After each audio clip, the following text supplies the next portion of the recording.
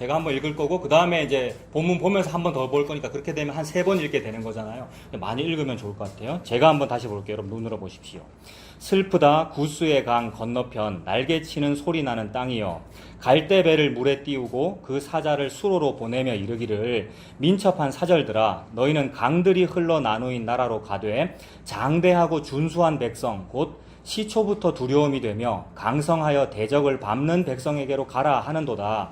세상의 모든 거민 지상에 사는 너희여 산들 위에 기치를 세우거든 너희는 보고 나팔을 불거든 너희는 들을지니라. 여호와께서 내게 이르시되 내가 나의 처소에서 조용히 감찰함이 쬐이는 일광 같고 가을 더위에 운무 같도다. 추수하기 전에 꽃이 떨어지고 포도가 맺혀 익어갈 때에 내가 낫으로 그 연한 가지를 베며 퍼진 가지를 찍어버려서 산의 독수리들과 땅의 들짐승들에게 던져주리니 산의 독수리들이 그것으로 여름을 지내며 땅의 들짐승들이 다 그것으로 겨울을 지내리라 하셨습니다. 그때에 강들이 흘러나누인 나라의 장대하고 준수한 백성 곧 시초부터 두려움이 되며 강성하여 대적을 밟는 백성이 만군의 여호와께 드릴 예물을 가지고 만군의 여호와의 이름을 두신 곳 시온산에 이르리라. 아멘. 자, 이런 말씀입니다. 그런데 제목을 거기 3절에 보면 중간에 기치를 세우거든 있습니까? 그걸로 오늘 제목을 정해. 기치를 세우거든. 우리 이사야 살펴보면서 기치라는 말은 몇 번 봤어요? 깃발이라는 얘기죠. 태극기 세우듯이 깃발을 어디 높은 곳에 잘 보이게 세운다 이 말이죠. 기치를 세우거든 이라는 말인데 거기에 거의 이제 동격으로 대꾸로 같은 의미로 기치를 세우거든 다음에 또 뭐를 불거든 돼 있습니까? 나팔을 불거든. 그러니까 같은 의미라는 거죠. 기치를 세우거든 이라는 말과 나팔을 불거든 이라는 말은 같은 말입니다. 깃발도 신호 깃발이고 나팔도 신호잖아요. 그러니까 무슨 신호가 나거든 이런 말입니다. 그게 오늘 제목이에요. 기치를 세우거든. 무슨 뜻인지 살펴보겠습니다. 1절에 보면 슬프다 그랬어요. 지난주 주제가 뭐였습니까? 우리 그 설교 딱 끝나면 바로 우리 까먹죠. 설교한 사람도 까먹습니다. 네, 지난주 주제 슬프다 였잖아요. 오늘도 마찬가지예요. 계시를 하시는데 하나님은 뭐라고 인식하시느냐 하면 슬프다고 하셔요. 슬프다. 뭐가 슬프냐 하면 죄라고 하는 것이 슬픈데 하나님의 백성의 모습 자체가 죄 아니에요. 여러분 우리의 삶 자체가 죄고 숨쉬는 모든 것이 죄지요. 그러니까 슬프다. 그런데 슬프다고 인식하시고 지금 계시하십니다. 뭐라 그러시냐면 구스의 강 건너편 날개치는 소리 나는 땅이여 그랬습니다. 지금까지 쭉 살펴보면서 여러 나라들 살펴봤죠. 블레셋 받고 아수르 받고 바벨론 받고 여러 나라들 다 봤어요. 오늘도 지금 나라 이야기 하는 거죠. 18장에서 18장 제목에 아예 나라가 있습니다. 그죠? 18장에 제목에 파란 글씨로 뭐라 되어 있습니까? 구스에 대한 그죠? 여호와께서 구스를 두고 하신 말씀. 출판사마다 다릅니다만. 그러니까 지금까지 여러 나라들에 대한 이야기였는데 오늘은 구스에 대한 얘기를 해요. 근데 제목은 그렇게 붙어 있는데 이 제목은 하나님이 붙이신 거 아니죠, 여러분? 여기 방금 구스에 대한 그 얘기 제목과 숫자, 장절은 전부 인쇄소가 출판사가 붙인 거 아니에요. 그러니까 우리가 그렇게 해석했다는 말인데 꼭 구스에 대한 얘기만은 아닌 것 같아요. 쭉 보면. 1절에 구스의 강 건너편 뭐 이렇게 얘기했으니까 구스에 대한 얘기 맞는 것 같은데 꼭 그런 것 같지는 않단 말이에요. 그러니까 해석이 명확하지 않아요. 주석들 다 찾아봐도 잘 모르겠어요. 그냥 구스의 강 건너편이라 그랬으니까 구스는 옛날 이디오피아, 그죠? 솔로몬을 찾아왔던 이디오피아 여왕, 그걸 구스라고 그러고 또는 시바의 왕국, 스바라고도 부르고 나중에 사도행전에서 이디오피아에 누가 찾아오지요? 네시가 그죠. 재무장관 네시가 찾아오고 그 이디오피아라고 볼 수 있는데 근데 실제로 일치하진 않거든요. 왜냐하면 영토는 항상 바뀌는 것이고 수천 년, 수백 년의 갭이 있으니까 그러니까 이 당시에 구스는 애굽의 남쪽 아니면 아프리카 어느 쪽이라고 보는데 대충 우리가 그냥 이해하기 쉽게 이디오피아라고 보자게 보면 됩니다. 그런데 또 그 이디오피아 구스의 강 건너편이라고 하니까 구스 말고 또 다른 나라를 말하는 건가? 모호하단 말이에요. 근데 이것이 정확하게 어느 나라를 말하는가를 찾아보는 것이 크게 의미가 없다. 왜냐하면 여러 나라들 다 말했지만 다 구분해서 하나님 말했지만 하나님 뭐라 그랬습니까? 구분되는 여러 나라지만 예수님을 반대하는 점에서 너네 다 똑같다 그랬잖아요. 그러니까 예수님 당시에 바리새파가 있고 사두개파가 있고 에세네파가 있고 여러 파벌이 있으나 그래서 서로 다르다 그러고 서로 싸우고 있다고 서로 다르다고 하고 있으나 어떤 점에서는 통일을 하는 겁니까? 예수님을 반대하는 점에서는 통일하는 거잖아요. 다 같아요. 그러니까 구스든지 애굽이든지 블레셋이든지 아수르든지 이 세상 모든 나라들이 소동하고 있는 점에는 똑같다. 그렇다면 소동은 무엇인가? 시편 2편에 나오는 소동은 뭡니까? 기름 부음 받은 자를 대적하는 게 소동이란 말이에요. 그러니까 예수님 반대하는 게 소동인데, 예수님 반대하는 점에서는 목사나 성도나 장로나 권사나 불교인이나 기독교인이나 다 어떻더라? 똑같더라. 예수님을 반대하는 점에 있어서. 근데 뭐가 슬픈 거냐 하면은 예수님을 믿는다고 하는 교회라는 사람이 십자가의 원수가 되어 있으니, 우리야말로 십자가의 원수로 행했잖아요. 우리가 열심히 잘 해가지고 복 받겠다고 하는 그 일이 십자가의 원수란 말입니다. 왜냐하면 십자가가 복인데 내가 일해서 복 받는 게 아니고, 십자가가 복인데 내가 십자가를 한 게 아니란 말입니다. 예수님이 다 하셨으니까. 근데 그 일을 반대로 하고 있으니 십자가의 원수다. 그러니 하나님께서 슬프다라고 그러셔야 되죠. 슬프다라고 하면서 너희들의 소동이 슬프다라고 말씀하시는데, 그 소동 벌이는 인물이 누구냐면, 어떤 때는 구스, 어떤 때는 바벨론, 어떤 때는 대한예수교 장로회, 어떤 때는 대한불교 조계종, 다 똑같다는 얘기죠. 그래서 그런 거를 보고 시편 2편에서는 소동이라고 했고, 여기서도 그 소동이 펼쳐지고 있는 모습입니다. 18장 1절에 소동이면 소음이 난다는 거잖아요. 시끄러운 소리가 난다는 거잖아요. 무슨 소리가 납니까? 1절에는 날개치는 소리가 나네요. 구스의 강 건너편에 날개치는 소리가 나는 땅이여 이랬습니다.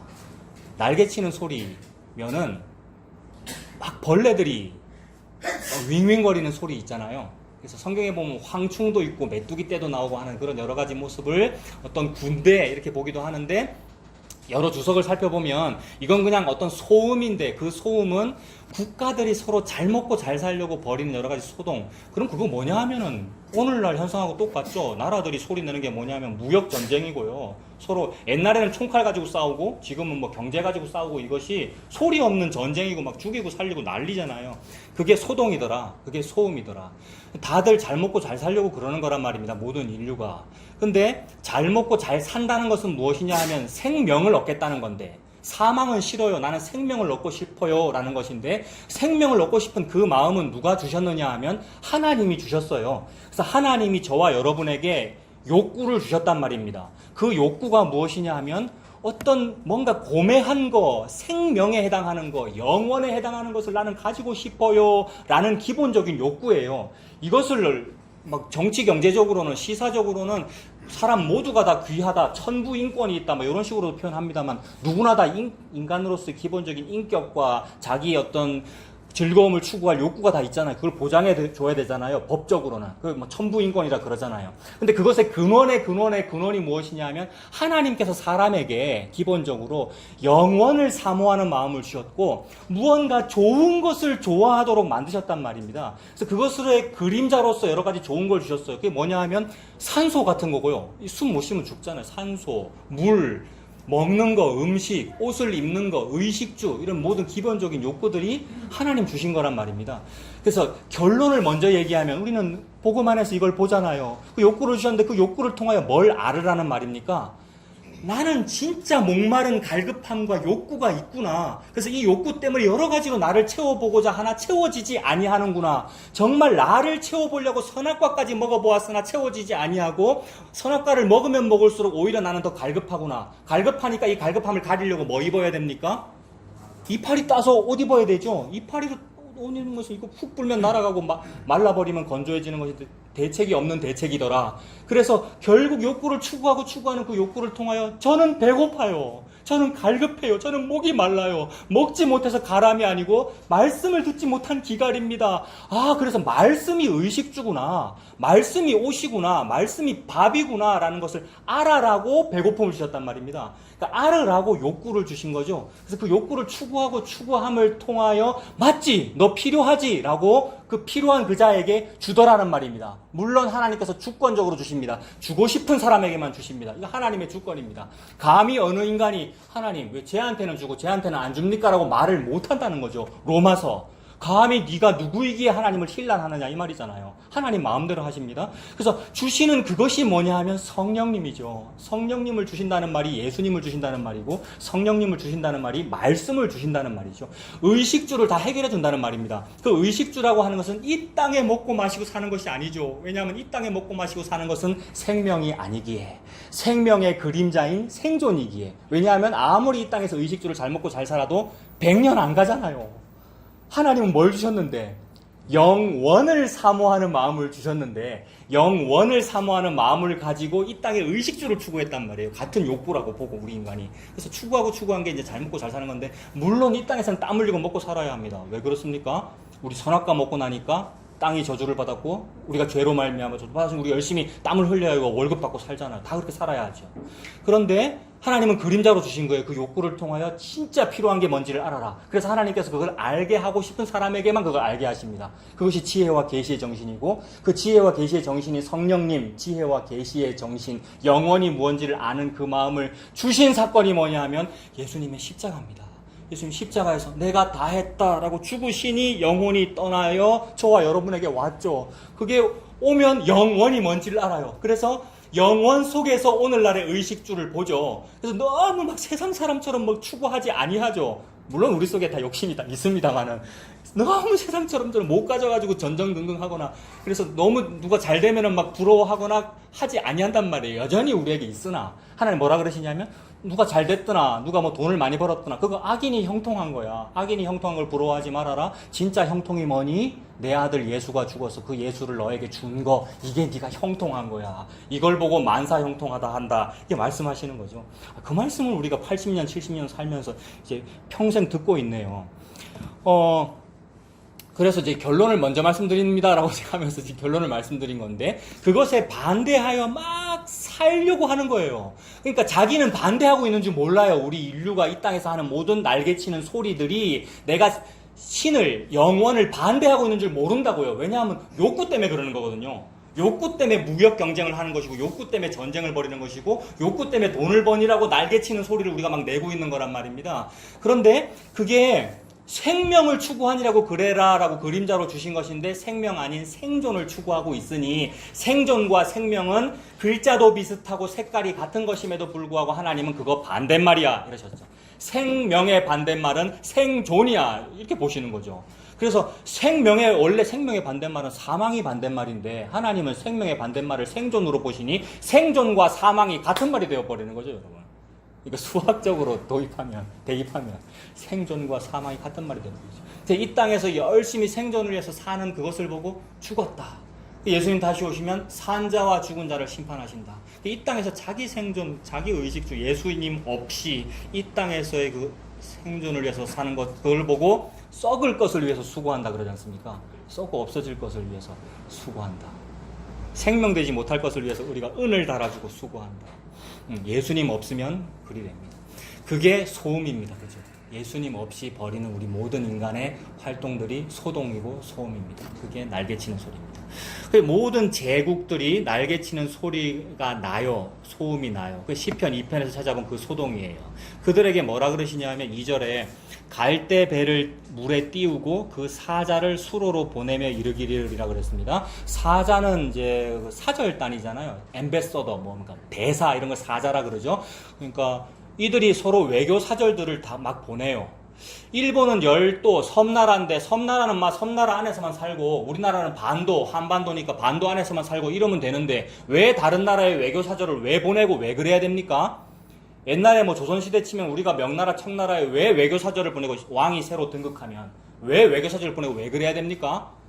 그쪽이 큰 나라니까 4대를 해가지고 우리 새로 왕 부임하려고 그러는데 해도 됩니까? 이제 허락받아야 되는 거죠 여러분. 이런 역사 다 아시죠? 그래서 그 허락을 잘 받고 예의를 잘 갖추면 중국이 우리 보고 뭐라 그럽니까? 너는 참 동방예의지국이다 이러잖아요. 그런 거잖아요. 이게 다 뭐냐면 생존 때문에 그러는 거죠. 먹고 살아야 되니까. 그러니까 일본 옛날에 일본 제국은 그냥 섬나라만으로 만족해도 되는데, 그러니까 자기 땅만으로 만족한다는 그 말이 복음 안에서는 무슨 의미가 됩니까, 여러분? 내게 주어진 것만으로 만족한다는 그 말이 뭐죠? 하나님께서 저와 여러분에게 주신 것, 즉 내게 주어진 거는 뭐냐면 제비 뽑아 주신 땅이거든요. 그래서 애굽에서 종살이 하다가 가나안 땅 들어갔을 때 그들이 그 땅을 차지하느라고 무슨 좋은 일을 했거나 땅을 차지할 만한 어떤 놀라운 일을 한 것이 아니라 아무것도 못했음에도 불구하고 죄만 지었음에도 불구하고 제비뽑기를 해서 준 것이니까 이게 지금 하나님이 저와 여러분에게 주고 싶은 선물의 모습이란 말이에요. 그러니까 하나님은 예수님을 주고 싶은 건데 선물로 그 예수님이라는 것은 특징이 뭐냐 하면 네가 노력하지 않았는데도 제비뽑기를 공짜로 얻게 된 네 로또다. 제비뽑기니까 로또잖아요. 네 대박난 일이다. 이걸 주신 거란 말이에요. 그게 선물이니까 그게 나에게 주어진 땅이란 말입니다. 내게 주어진 땅이 예수님이니까 그것을 귀히 여겨라는 뜻으로 지게표를 옮기지 말아라 그러신 거잖아요. 내게 주어진 것은 뭐냐면 내 아내고 내 월급이고 그죠? 내 땅이고 내 집이고 그런 정말 모든 걸 다 말하는 거예요. 그 예수님을 의미하는 그림자들이었던 거예요. 근데 제국주의는 무슨 생각을 가지는 겁니까? 제국주의는 이 땅만으로 만족을 못합니다. 저 땅을 식민지로 가져야 되겠습니다. 라는 것이니까 지게표를 확장하는 게 의미가 되니까 나는 지금 포도원 품꾼으로서 받은 한 데나리온인 예수라는 지게표만으로 나 만족 못하겠어요. 확장하랍니다. 이 말은 왜 내한테 한 데나리온밖에 안 줍니까? 내가 새벽 기도 때부터 내가 일을 했는데 라는 요 생각이니까 이게 시편 2편에 나오는 소동이다 이 말입니다. 예수님을 반대하는 거란 말입니다. 이게. 그러니 제국주의와 색깔이 매우 비슷하더라. 그래서 시사점으로 제국주의를 지금 석주, 넉주까지 얘기하고 있죠. 일본이 자꾸 저렇게 해서 지금 말씀드리는 거잖아요. 그러니까 이게 복음하고 그렇게 밀접한 관련이 있더라는 겁니다. 그래서 고고한이라고 지게표를 확장하거나 아니면 이 지게표를 이렇게 하는 거에 대하여 강한 나라에게 허락받으려고 외교사절을 보내고 오고 가고 하는 거고 여러분 모든 나라가 전부 이것이 생명 때문에 벌어지는 일이 아니라 생존 때문에 벌어지는 거잖아요. 이걸 하지 말라는 얘기가 아니죠. 저는 우리나라 외교부를 응원합니다. 이거 잘해야 되죠. 현실 속에서는 잘해야 됩니다만 하나님의 복음의 의미로 우리 인간이 자기 생존 때문에 이러고 있더라. 그 얘기입니다. 사자를 수로로 보낸다. 우리 인류가 하는 일이 외교사절 서로 보내면서 어떻게 장사를 잘할까, 어떻게 더 이문을 남길까 하는 그 일입니다. 민첩한 사절들아 너희는 강들이 흘러나누인 나라로 가되 여기서부터 이제 관용구인데 관용구라는 말은 어떤 대명사, 대표적으로 쓰이는 말이고 어떤 정해진 그런 표현이에요. 어떤 표현이냐면 강들이 흘러나누인 나라로 가되 장대하고 준수한 백성 곧 시초부터 두려움이 되며 강성하여 대적을 밟는 백성. 아유 깁니다. 요까지가 이제 어떤 상징적인 표현이라고요. 요 표현이 제일 끝에도 나와요. 7절에도 있습니까? 7절에도 요 똑같은 표현 있죠. 강들이 흘러나누인 나라 맞습니까? 네. 똑같죠. 이게 무슨 표현이겠어요? 하나님 지금 어떤 제국주를 막 말씀하고 계시는데 그런 어떤 강한 나라를 뭐라고 표현하느냐면 강들이 흘러나누인 나라고 장대하고 준수한 백성이고 이거를 애굽으로 비유하면 에스겔 16장에는 애굽 보고 뭐라 그랬냐면 하체가 큰 애굽 사람이라 그랬습니다. 이것은 남성 1차 성징을 말하는 거거든요. 굉장히 19금의 표현이란 말입니다. 그걸 통하여 인간은 뭘 좋아하더라? 큰 거 좋아하고 돈 많은 거 좋아하고 힘 센 거 좋아하고 그 남성의 정력으로 상징하여서 여자들이 그걸 좋아하더라. 여자란 무엇입니까? 교회, 하나님의 신부, 예수 그리스도의 신부가 예수님이라고 하는 자기 배우자 싫고 난 다른 남자가 좋아요. 이 죄를 누가 지었죠, 여러분? 이 죄를 세례 요한이 지적하고 목 잘려 죽었어요. 세례 요한이 헤롯과 헤로디아를 욕하고 목 잘려 죽었잖아요. 헤로디아가 뭐 했습니까? 자기 원래 남편은 빌립인데 빌립은 앞으로 왕 될 것 같지 않거든요. 이거 아무리 봐도 이거는 분봉왕도 똑바로 못하고 애가 아니고 큰 권력을 못 잡을 것 같으니까 빌립 자기 남편을 버리고 남편의 형인 헤롯한테 시집간 거잖아요. 그 사건에 대하여 선지자가 겁도 없이 좀 가만히 있어야지. 괜히 말을 해가지고 괜히가 아니고 주님의 성령으로 그 말하는 바람에 잘못됐다라고 말하는 바람에 목 잘림 당했는데 그래 그 죄 내 배우자를 싫어하는 그 죄가 누구의 죄냐 하면 교회의 죄다. 하나님 그렇게 말씀하시잖아요. 교회가 신부인데 신부가 예수님 안 좋아합니다. 교회가 예수님 안 좋아해요. 자기 건물 좋아하고 자기 목사님 좋아하고 자기 교회를 좋아하지 교회가 예수님 안 좋아하더라는 말입니다. 그러니까 교회가 자기 교회를 좋아하더라. 교회가 교회를 좋아하는 거 이 사건이 뭡니까? 신부가 신부를 좋아한다. 여자가 여자를 좋아한다. 이 사건이 뭡니까? 이게 동성애지요. 동성연애. 그러니 기독교회가 보수 기독교가 진짜 동성연애 반대 집회를 하려면 이런 것에 애통해가지고 이거를 반대해야죠. 우리가 잘못했습니다라고 말을 해야 그게 진짜 동성연애 반대 집회죠, 여러분. 그 말 하면서 그런 집회 하면은 우리가 이해할 수 있어도 이건 잘못됐다. 이게 누구의 말이냐면 세례 요한의 말이란 말입니다. 헤로디아 당신 잘못됐어. 헤롯 잘못됐어. 그거죠. 그래서 그런 어떤 강한 거를 좋아하는데 강한 나라의 상징이 강들이 있는 나라입니다. 강들이 있는 나라. 세계 4대 문명, 5대 문명입니까? 세계 문명 뭡니까, 여러분? 메소포타미아 문명, 황하 문명, 인더스강 유역, 또 뭐 있죠? 티그리스 유프라테 다 뭔데요, 이거? 강이죠. 이 강을 어떻게 하고 싶은 겁니까, 우리 인류가? 정말 죄송합니다만 4대강 사업하고 싶은 거잖아요. 그 정권 욕하는 거 아닙니다. 4대강이라 해서 죄송합니다. 방금 강 뭐 몇 개인데 예. 그런 거잖아요. 그 해서 뭐 하겠다는 건데요. 경제 부흥 잘 살아보자. 잘 살아보세. 우리도 한번 잘 살아보세. 그 의미의 상징적인 관용구와 대명사가 강들이 흘러 나누인 나라. 농토가 비옥하고요. 관계수로가 정비 조금만 하면 잘 먹고 잘 살 수 있고요. 댐 만들면 수력발전, 화력발전 뭐 할 수 있고요. 그런 의미로서의 대문명을 말하죠. 그래서 그 문명 대평원과 강들을 보면 사람들은 뭐라 그러냐면 여기까지 지계표를 확장하자. 근데 하나님은 지계표를 확장하는 자는 저주를 받을 것이다 하고 백성은 아멘 해라. 근데 지계표를 확장하여 그 신할 평지에다 뭐를 쌓죠? 우리 인류가 신할 평지를 만남에 바벨탑을 쌓더라. 바벨탑은 인류의 그 욕구를 말하는 거잖아요. 그러니 이 기본적인 욕구 누가 줬다 했습니까? 하나님이 주셨어요. 하나님이. 바벨탑 쌓고 싶은 마음을 하나님이 줬다는 얘기가 되잖아요. 그걸 통해 뭘 알아라고? 바벨탑을 쌓고 바벨탑 꼭대기의 의미가 하늘의 문이라는 뜻인데 하늘의 문이라고 이름 짓고 간판까지 붙여놨다. 간판 뭐 붙였습니까? 대한예수교 장로회 화목교회라고 간판까지 붙여놓고 도착 안 하더라는 얘기잖아요. 그러니 니들은 안 된다는 얘기죠. 하나님께서. 너희들은 선악과를 먹어도 안 되고 니들 사다리로는 안 올라가진다는 것을 보여줌으로써 니들 바벨탑이라는 사다리로는 안 올라가지고 하늘이 열리고 위에서 내려온 사다리를 통하여 연결된다를 보여주심으로써 야곱의 사닥다리, 나 예수가 사닥다리다라는 걸 보여주기 위하여 하나님 이 일하고 계시는 거죠. 그래서 우리의 모든 인생, 즉 체험 삶의 현장에서는 사람은 반대로 하고 있어 라는 것을 계속 보여주고 계십니다. 그래서 그 사람에게 성령님을 하나님 주시면 제가 반대로 하고 있군요를 통하여 구원을 주시는 거죠. 그래서 구원받은 사람은 제가 제대로 하고 있었죠 라고 하지 않죠. 저는 반대로 하고 있었죠 라고 하게 되죠. 구원받은 사람은요. 그래서 우리의 반대의 모습이 뭔지를 지금 말씀하십니다. 반대의 모습이 뭐냐면 하체 큰 거 좋아하는 거예요. 강들이 흘러 나누인 나라를 좋아하고요. 내가 강들의 나라가 되고 싶고요. 내가 4대강, 5대강 사업을 하고 싶고요.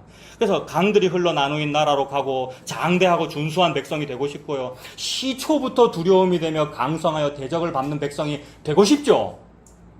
아멘 한 번만 하시잖아요. 이거 되고 싶어서 죽여 했던 거 아니에요, 여러분? 이거 되고 싶고 교회를 이렇게 만들고 싶어서 그렇게 건설, 건축, 무슨 성전 건축 헌금 이거 하고 싶어서 그런 거잖아요. 시초부터 두려움이 되며. 그래서 시초부터 두려움이 되며 강대하고 준수한 대적을 밟는 교회가 되면 어떻게 됩니까? 바로 옆에 있는 무슨 저 이슬람 성원도 있고 저기 무슨 불교 대학도 있고 범어사도 있고 이거 다 통합하고 싶은 거잖아요, 여러분. 응?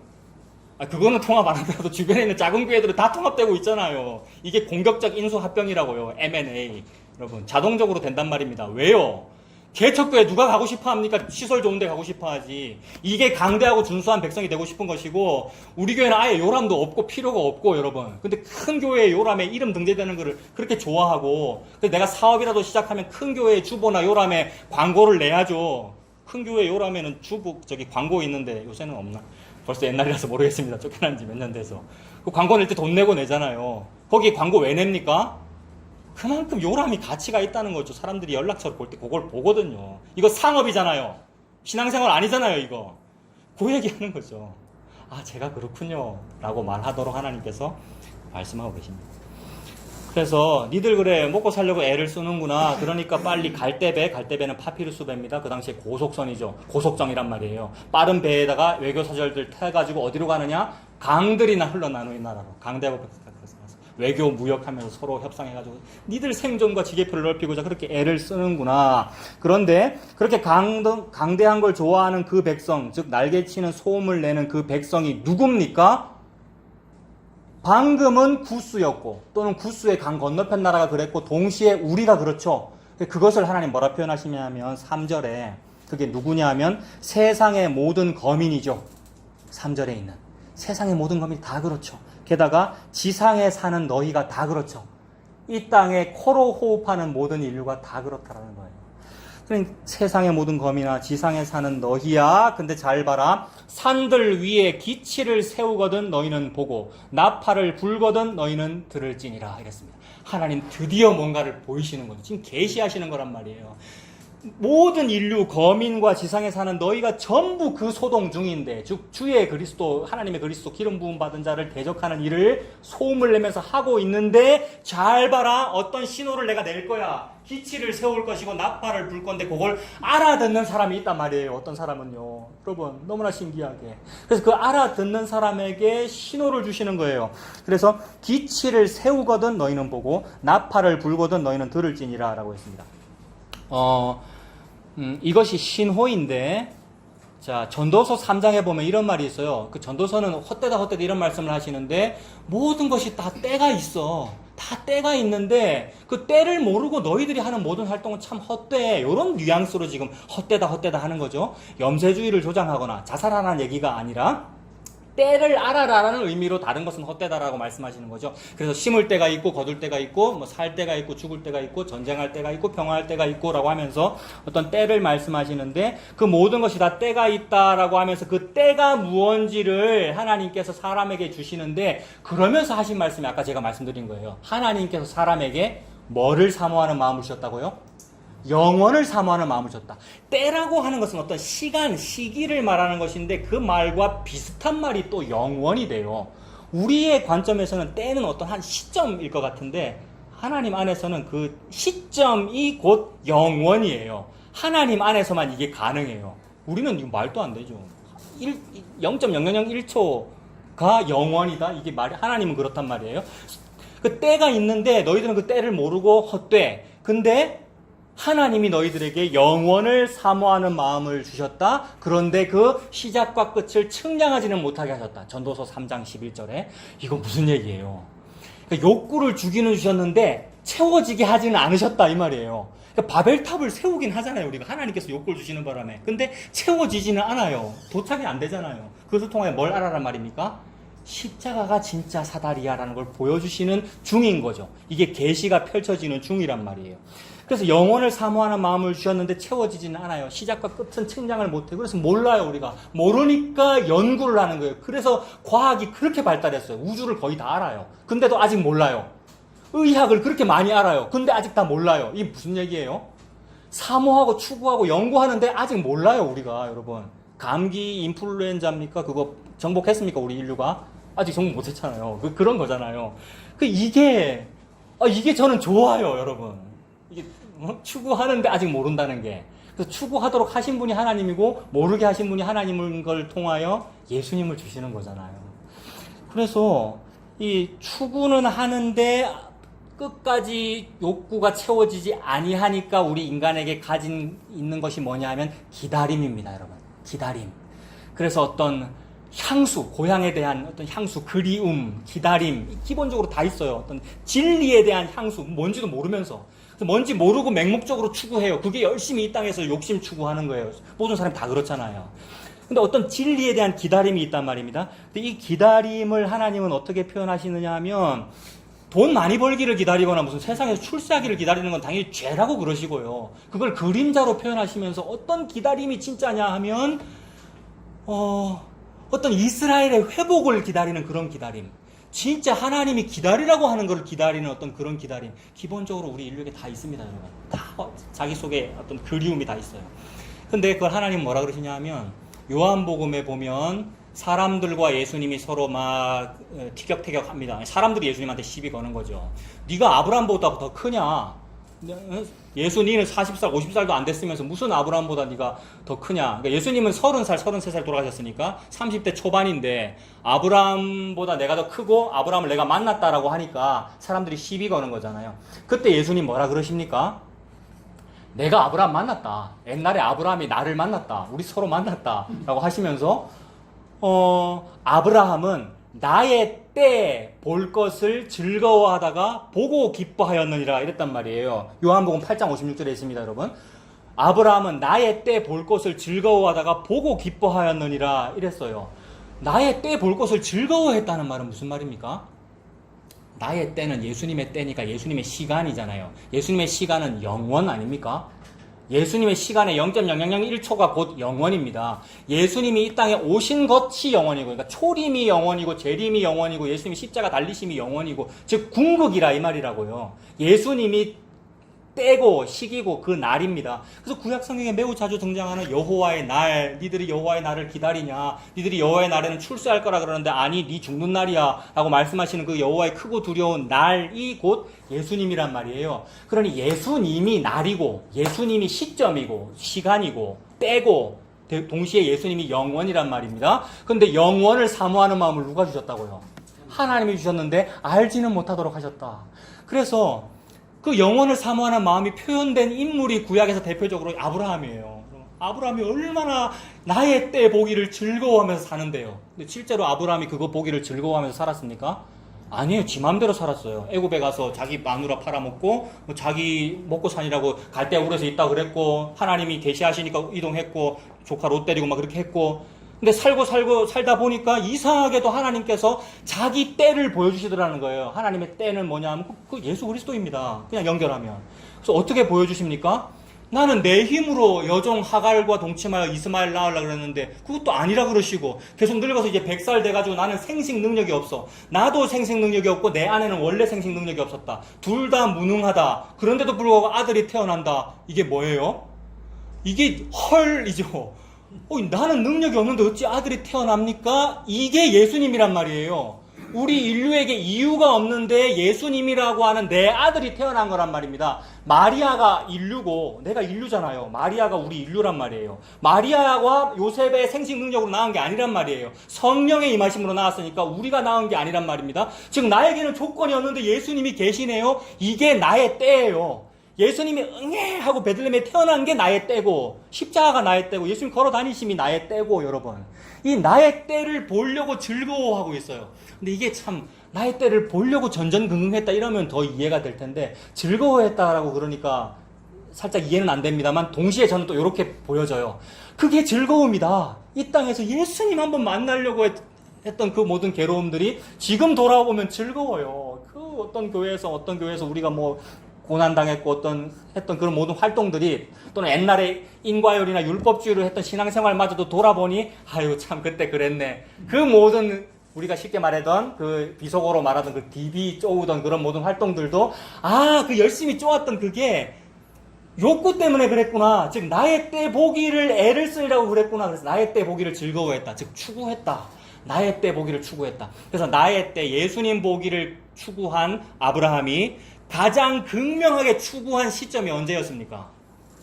아브라함이 제발 예수라는 건 내가 한번 보고 싶어요 라고 가장 집중해서 극명하게 추구했던 때가 언제입니까? 이삭 죽일 때죠. 모리아산 정상에서 내 아들 이삭이 죽는다, 내 장자가 죽는다는 말은 내가 죽는다는 얘기잖아요. 즉 나에게 생존이 없고 생명이 없어요의 상태. 즉 깨달았죠. 이게 깨달은 거죠. 지혜와 계시의 정신을 주시며 영혼을 사모하는 마음을 주셔가지고 추구는 하는데 없어요. 즉 바벨탑으로는 안 돼요가 깨달아진 이 상태. 그래서 이것은 자포자기가 믿음입니다. 그러니까 안 되네요. 이삭을 죽여야 되는 이 상태. 그러니까 이삭을 죽여야 되니까 제발 생명이 있었으면 좋겠어요가 이게 인류의 추구잖아요, 여러분. 이것이 하나님이 말씀하시는 인내와 기다림과 노스텔지어, 그리움, 망향 이런 건데 우리 인류가 요거는 그냥 없어지고 이런 어떤 고상함이라 그럴까? 이런 건 없어지고 뭘 추구하고 있냐면 돈, 로또 당첨 뭐 이런 거잖아요. 이 땅에서는요.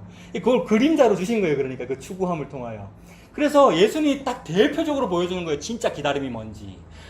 자기 아들이 죽는 그 생명의 죽음을 통하여 진짜 생명을 보기를 즐거워하고 기다렸는데 봤다 이랬어요. 어떻게 봤습니까? 이삭 죽이려고 칼 들었을 때에 아브라함아 멈추어라 라고 했더니 눈이 번쩍 뜨이면서 뭐가 보였어요? 수풀에 걸린 수양이 보였다. 수양이라고 하는 것은 남자 양이니까 예수 그리스도. 그러니 아브라함이 그날 예수님을 만났다. 아브라함과 예수님 만난 게 되죠. 그래서 예수님께서 요한복음에서 아브라함이 내 만났다 이렇게 되는 거죠. 이것이 기다림입니다. 나의 때 보기를 기다린다. 그래서 이 기다림이 모든 인류에게 있는데 성령님이 찾아오시면 그 기다림이 예수님으로 밝혀지는 거죠. 그래서 성도라고 하는 것은 추구합니다. 성도는 추구해야 돼요. 계속 돈 벌어야 돼요. 열심히 시장생활 해야 되고요. 근데 그 모든 일을 통하여 이 추구가 진짜 궁극의 추구는 예수님이구나. 근데 나는 예수님 추구 안 했구나. 그럼에도 불구하고 예수님을 나에게 주시는군요. 나는 하지 않았는데도 불구하고 주시는군요. 이걸 선물이라고 하시는군요. 선물, 즉 은혜는 나는 하지 않았는데 공짜로 주신 거. 이 은혜를 주신 거군요. 이걸 성도라 그러죠. 그래서 그 기다림을 자꾸 표현하십니다. 그래서 나중에 누가복음에 그 누가복음 2장에 가면 이 기다림으로 평생을 살아간 할아버지와 할머니가 나오는데 누구죠? 성전에서 맨날 기도하는 시므온 할아버지랑 안나 할머니. 시므온 할아버지는 주님께서 나타나셔가지고 주의 그리스도 메시아를 보기 전에는 죽지 아니하리라 하는 예언을 막 옛날에 젊을 때 들어버리는 바람에, 그거 안 들었으면 막 이 세상 거 추구하고 살 텐데 그걸 들어버리는 바람에, 그죠? 100세가 거의 다 돼도 몇 살인지는 모릅니다만 100발이 성성했다는 거죠, 할아버지. 나이가 다 되도록 죽지도 못하고 기다리고 산 거잖아요. 이게 인간의 망향이라고요. 이게 진짜 기다림이라고요. 근데 그렇게 매일 기도하고 성전에서 오늘은 오시나. 그래서 정결 예식 치르러 많은 부부들이 안 왔겠습니까? 자기 아들 데리고 난지 8일 만에 할례하러도 오고 33일 만에 산혈을 정결하게 하는 예식하러 오기도 하고, 이럴 때마다 이 아이인가 아니네, 이 아이인가 아니네. 이게 우리의 인생이잖아요, 여러분. 전전긍긍하게 되잖아요. 그래서 이 아이인가 아니네, 이 아이는 아니네. 이게 구약에서는 어떻게 나타나느냐면, 사무엘이 기름불 병에 기름 담아가지고 베들레헴으로 갑니다. 베들레헴 누구 고향입니까? 다윗인데 나중에는 예수님 고향이잖아요. 그러니까 예수님 보여주려고 그러시는 거죠. 그래서 다윗의 고향, 그러니까 이세 집안을 가가지고 이 아들이가 아니네, 이 아들이가 아니네. 여러 번 하죠. 7, 8명 되죠. 아들이 몇 명입니까? 7, 8명. 그래, 마지막까지 아들 더 없습니까? 처음엔 없었잖아요. 왜냐하면 이거는 아닐 거라고 생각하고 양치기 보내버렸잖아요. 그런 대우를 받는 게 예수님인데 그가 맞다라는 거잖아요, 하나님께서.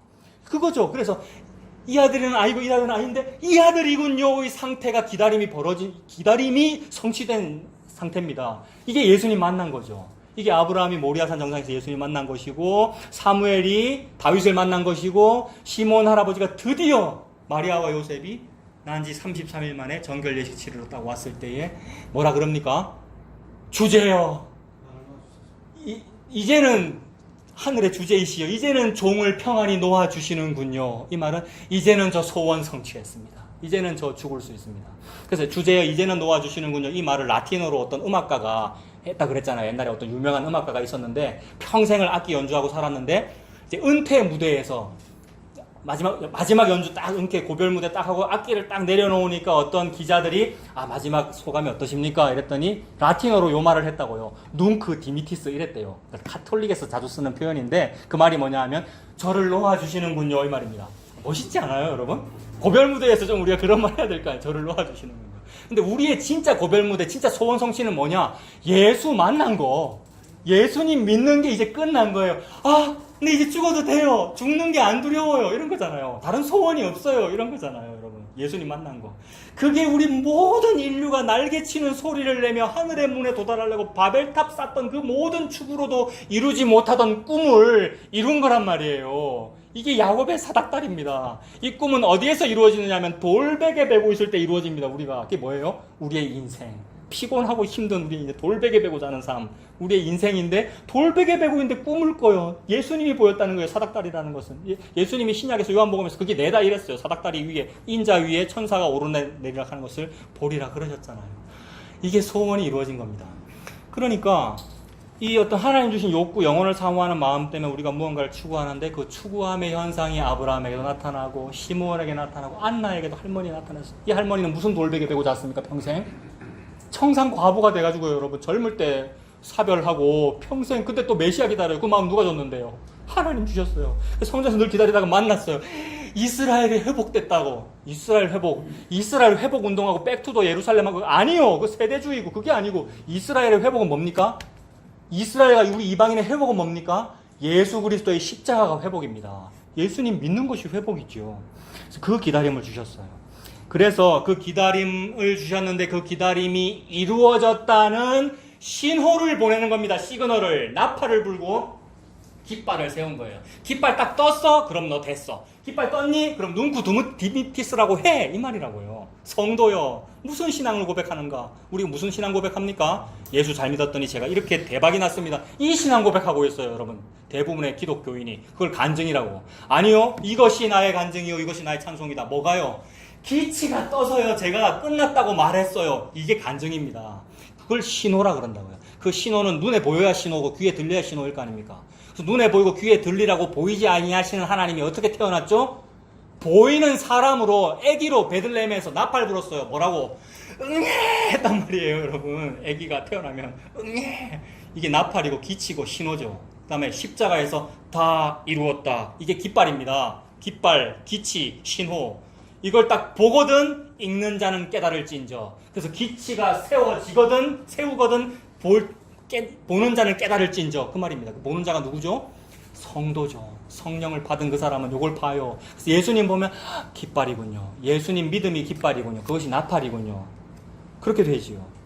그래서 이 기치라는 표현이 깃발이라는 뜻인데, 깃발 또는 군기, 기라는 단어로 성경을 검색하면 여러 군데에 나오는데, 기치라는 단어로 성경을 검색하면 이사야서에만 나오더라고요. 이거 그냥 공부하다가 우연히 알았어요. 이사야서에만 9번 나오더라고요. 전부 그 기치가 뭐 제대로 어떤 속 시원한 어떤 해석이 없더라고요. 그러니까 군기일 것이다. 왜냐하면 앞으로 하나님께서 마침내 어떤 큰 여호와의 전쟁을 하실 거니까. 그래서 그 당시에 우리 편 아군이 유다 아닙니까? 유다 중심이잖아요. 그래서 우리 유다와 이스라엘을 마침내 회복시키시는 날이 있을 거다라고 봤어요, 구약의 백성이. 그러니까 자기 중심적으로 보는 거죠. 우리를 이기게 해주실 거다. 그래, 적군을 다 물리치신 날이 있을 거다. 그 날이 여호와의 날이다. 이랬단 말입니다. 일단 맞아요, 문자적으로. 하나님께서 적군을 다 물리치시고 궁극적인 승리를 이루시는 날이 그 때입니다. 그 날에 하나님께서 큰 산들 위에 깃발을 세울 거라 이랬단 말입니다. 그게 이사야서에서의 기치거든요. 근데 그 기치가 무엇일까 가만히 생각해 보면 여호와의 날이다, 궁극의 날이다 그러는데, 그 궁극의 날은 가장 큰 날이어야 한단 말이에요. 근데 여러 날들이 많았어요. 전쟁의 날도 많았고, 소돔 고모라 멸망한 날도 있었고, 무슨 엄청난 일이 많이 있었는데, 구약에서는. 근데 그런 날을 보고 엄청나다고 할까? 전무후무한 큰 날, 그 날이 무엇일까? 이미 다 살펴봤죠, 여러분. 전무후무한 가장 큰 날이 무엇입니까?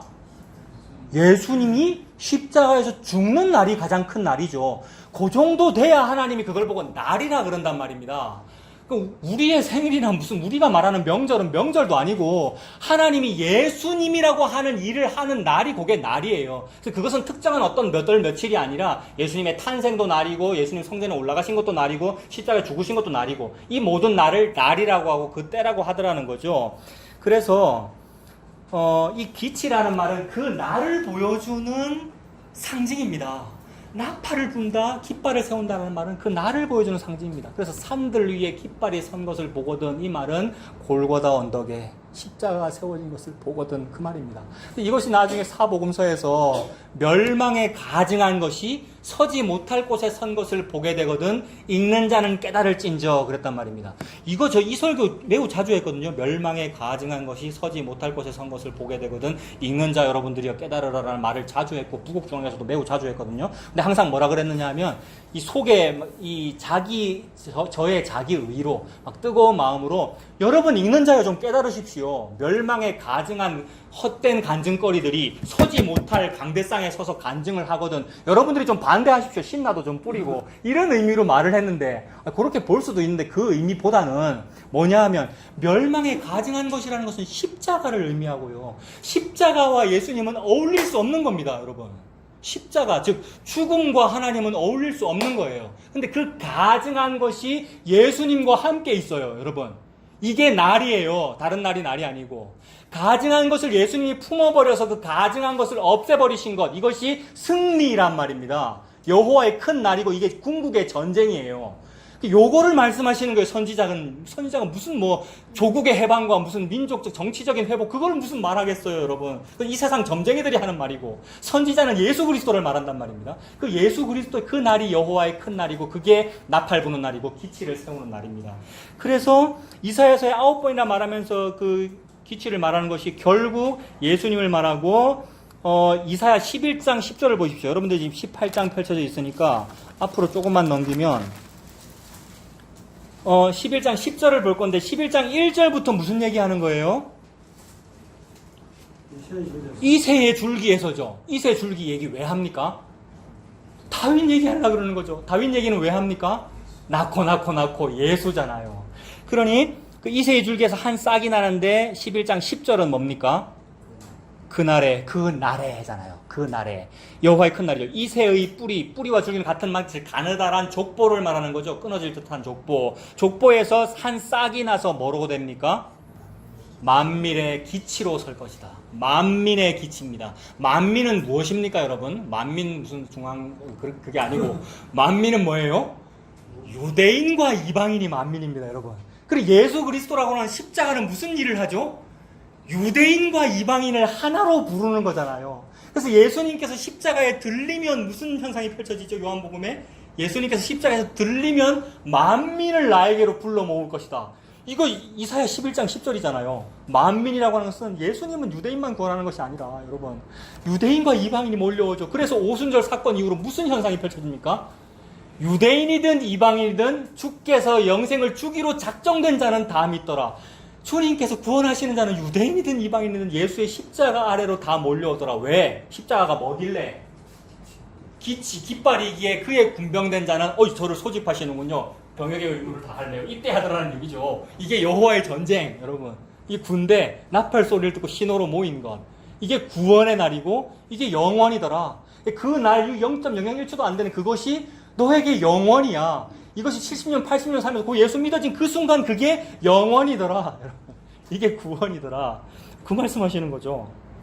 그래서 만민의 기치가 방금 확인했죠. 11장 10절에 만민의 기치가 뭐라고요? 이새의 줄기에서 난 뭐예요? 예수네요. 기치가 예수네요. 11장 10절에 보니까. 기치와 나팔은 곧 예수 그리스도입니다. 다른 말로 하면 십자가고요. 십자가 위에 높이 세워진 것이니까 모세가 광야에서 노뱀을 든 것처럼 예수가 들린다. 깃대에 예수라고 하는 깃발이 펄럭이는 현상이잖아요. 그래서 이 방금 본문에서도 기치를 세우거든이라고 그랬고 그 다음에 나팔에 대해서는 뭐라 그랬습니까? 18장 3절에는 나팔을 여러분 보세요. 불거든이죠. 그러니까 세우거든과 불거든이라는 말이 나중에 복음서에서는 멸망에 가증한 것이 서지 못할 곳에 선 것을 보거든 같은 말이잖아요. 보게 되거든 그게 끝인 줄 알아라 이랬단 말입니다. 끝났어요, 여러분. 뭐로? 예수님 십자가로. 예수님 십자가에서 끝이라고 얘기하셨습니까? 그랬잖아요. 끝났다. 다 이루었다. 끝났다. 그러니까 욕구가 끝났다는 말입니다. 우리 욕심은 그러나 끝이 없습니다만 끝났대요. 하나님 다 하셨대요. 바벨탑 끝났다는 말이잖아요. 하늘에 도착했다 이 말이죠. 그래서 그런 같은 의미로 아까 말씀드린 대로 요한복음 12장 32절에도 내가 땅에서 들리면 모든 사람을 내게로 이끌겠노라 이랬습니다. 구원이잖아요. 그래서 모든 사람을 이끌면 로마인도 오고요. 이디오피아 사람도 오고요. 흩어진 모든 유대인들도 디아스포라도 오고요. 게다가 이방인들 개와 같이 여기는 무할례자들도 와서 예수 믿더라. 그 현상이 지금 우리가 신약 교회라 부르는 그 현상이잖아요. 교회라고 부르는 거잖아요. 그래서 4절 보십시오. 18장 4절입니다. 여호와께서 내게 이르시되 내가 나의 처소에서 조용히 감찰합니다. 백성은 뭐 하고 있었어요? 지금까지 조용했습니까? 소음이었습니까? 소음이었죠. 자, 그러니까 기독론과 인간론이 정반대라 그랬죠. 사람과 하나님이 정반대입니다. 사람은 시끄러운데 하나님은 뭐 하고 계셔요? 4절에 조용히 감찰하고 계셔요. 이게 뭐냐 하면 시편 2편에 나오는 백성은 소동하는데 하나님은 하늘에 계신 이가 웃으시며 주께서 저희를 비웃으시리로다. 뭘 비웃으시는 겁니까? 너희 바벨탑 쌓네? 근데 그 바벨탑 쌓으라고 내가 그런 거야. 안 되지! 라고 웃고 계시는 거잖아요. 안 되니까 너 사다리 필요하지! 라고 예수님 주시는 거잖아요. 그래서 그게 조용히 감찰하는 건데 그 감찰함이 어떤 모습이냐면 쬐이는 일광 같고 가을 더위에 운무 같대요. 쬐이는 일광 햇볕이 비치는 것 같고 가을 더위에 운무 같다. 자연현상이잖아요. 자연현상 우리 인간이 어찌 할 수 있습니까?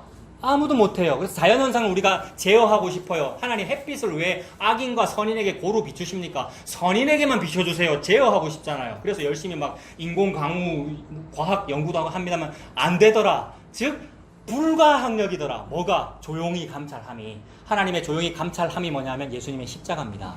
예수님이라고 하는 하나님의 구속 사역이 하나님의 일입니다. 우리가 어거하지 못하고 우리가 불가항력이더라는 거죠. 그래서 그 이창동 감독인가 어떤 그 이름 생각 안 납니다만 밀양이라는 영화 있었습니까? 그 감독의 사상은 잘 모르겠어요. 근데 그냥 우리가 보고만 해서 우리가 해석하면 그 기독교 얘기 나오죠, 그죠? 근데 시끄럽잖아요. 어떻게 시끄럽죠?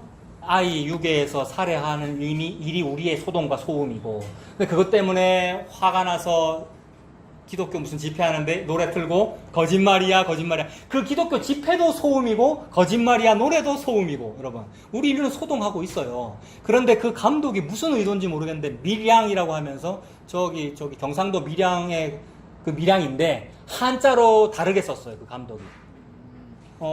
영어로는 시크릿 선샤인이라고 그랬어요. 그러니까 비밀의 양, 비밀의 태양, 비밀의 햇빛.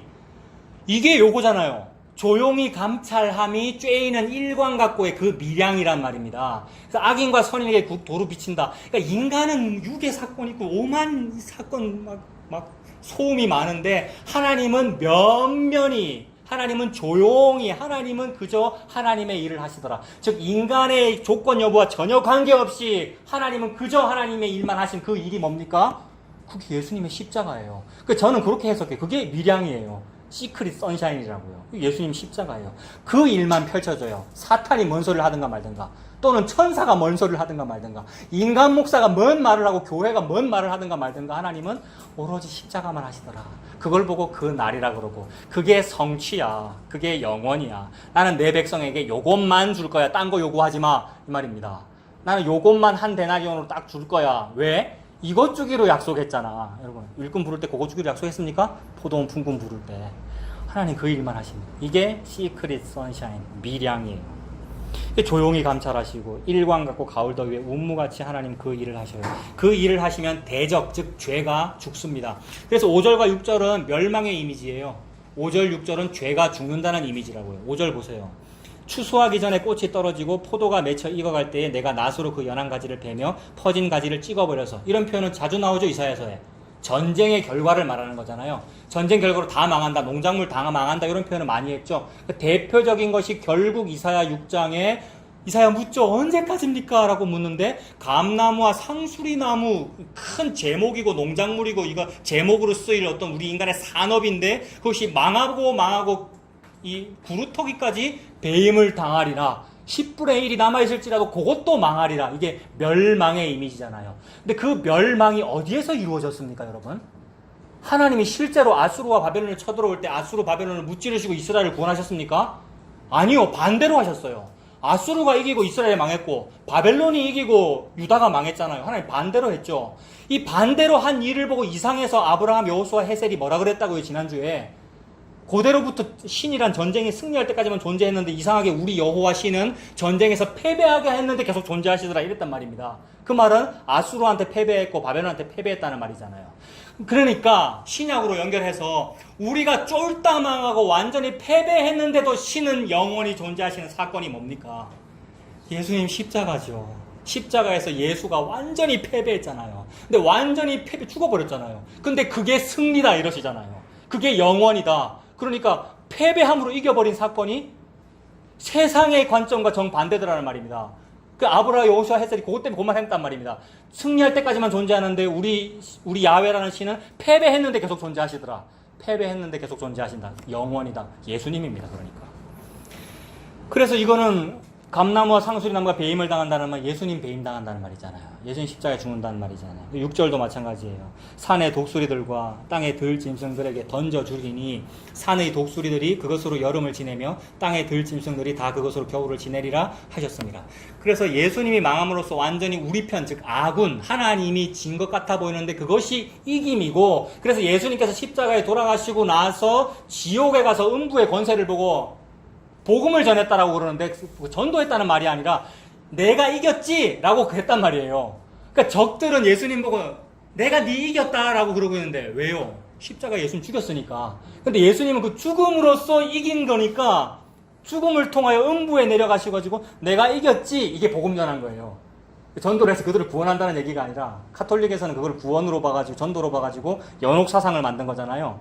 지옥에 가 있는 사람이라도 거기가 연옥이니까 계속 전도하고 이 땅에서 기도 많이 하면 그 사람도 구원받아라고 하는데 그 말이 아니고 하나님이 적대 세력에 관하여 봐, 내 아들이 맞지? 라고 선포했다 이 말입니다. 언제? 기치를 세우거든, 나팔을 불거든, 내 아들이 십자가에 달리거든, 너희 다 죽었음을 알아라 이 말입니다. 누구 보고 하는 말입니까? 죄 보고 인간의 욕구를 보고 끝났어 이 말이죠. 예수님이 이겼다 이 말입니다. 지금 우리 딸 보고 있어서 얘기하는 거예요. 예수님이 이겼다 이 말이야. 예수님이 주일학교야. 예수님이 이겼다는 말이에요. 예수님 믿는다는 말이죠, 우리가. 자, 그래서 5절과 6절이 그러한 멸망을 말하는데 그 멸망은 곧 예수님 십자가에서 이루어졌습니다. 그러면 어떤 현상이 벌어집니까? 결론입니다. 마지막 절 7절 보세요. 그때에 강들이 흘러 나누인 나라, 이거 관용구 맞습니까? 어떤 현상에 대한 관용구였어요? 제국, 열방, 힘추구, 그죠? 사대주의, 우리 인간의 욕구인데 그런 강들이 흘러 나누인 나라의 장대하고 준수한 백성 곧 시초부터 두려움이 되며 강성하여 대적을 밟는 백성이 뭘 해요? 만군의 여호와께 와서 예물을 드려요. 이게 뭐죠? 그러니까 만군의 여호와를 섬긴다. 이게 뭐냐 하면 아멘입니다. 아멘. 아멘은 뭐냐 하면 진짜네요 라는 말이잖아요. 진실로라는 말이란 말이에요. 그러니까 하나님이 하시는 일은 뭐냐 하면 예수님의 십자가입니다. 예수님의 십자가에 대하여 아멘 하는 현상이 벌어지더라는 겁니다. 언제 벌어지죠, 여러분? 기치를 세우거든 벌어집니다. 그래서 예수님 십자가에서 기치로 서시면 강대하고 준수한 나라의 백성의 백부장이 말합니다. 뭐라고요? 그는 진실로 하나님의 아들이었도다. 이거잖아요. 로마 맞습니까? 강대하고 준수한 백성 맞아요? 맞아요. 에티오피아 5,000년 이상의 왕국이에요. 반만, 우리나라 반만이라는데 에티오피아 더 그래요, 왕국이. 그 나라의 재무 대신이 와서 뭐라 그랬어요? 어찌 내가 세례를 안 받으리요? 이랬단 말입니다. 어찌 내가 예수 안 믿으리요? 그게 뭐예요? 아멘이죠. 오순절 이후에 무슨 현상이 벌어지죠? 아까 말씀드린 대로 강대하고 준수한 백성, 강들이 흘러나누인 모든 백성이 와서, 그 모든이라는 것은 무슨 모든입니까? 영생을 주기로 작정한 모든, 그게 모든이에요. 그 모든 사람이 와서 뭐라 그래요? 아멘, 저 예수 믿을래요. 일가 친척을 잃는데도 불구하고, 직장에서 쫓겨나고, 유대교에서는 출교당하고, 자기 민족 정교에서는 출교당함에도 불구하고, 아니요, 마땅해요. 이게 기치라서, 이게 나팔이라서. 그게 구원이죠, 여러분. 그 현상을 이루신 것이 예수님이고 십자가고, 그게 2000년 전에 벌써 이루어졌고, 여러분. 그걸 교회라고 하고요. 우리가 이 교회를 지금 살아가고 있고요. 그것이 성도의 삶입니다. 이 은혜로 살아가는 저와 여러분들 다 되시길 바랍니다. 기도하겠습니다. 살아계신 하나님 아버지, 지금도 살아계셔서 여전히 밀양과 같이 조용히 감찰하시면서 그 햇빛과 같이 꿋꿋이 그 일만 하고 계셔서 감사합니다. 하나님께서 하시는 일은 곧 예수 그리스도이신 줄로 믿습니다. 그 일을 사람의 도움을 받거나 사람의 행함으로 하시지 아니하시고 오직 하나님께서 홀로 예수님의 다 이루심으로 이루셔서 감사합니다. 이것이 만민의 기치로 선 것입니다. 그것을 보거든 읽는 자는 깨달을진저라고 하셨사오니 성도가 그 기치 바라보고 예수님 믿고 살아갈 수 있도록 주님 인도하여 주시옵소서. 예수님 이름으로 기도합니다. 아멘.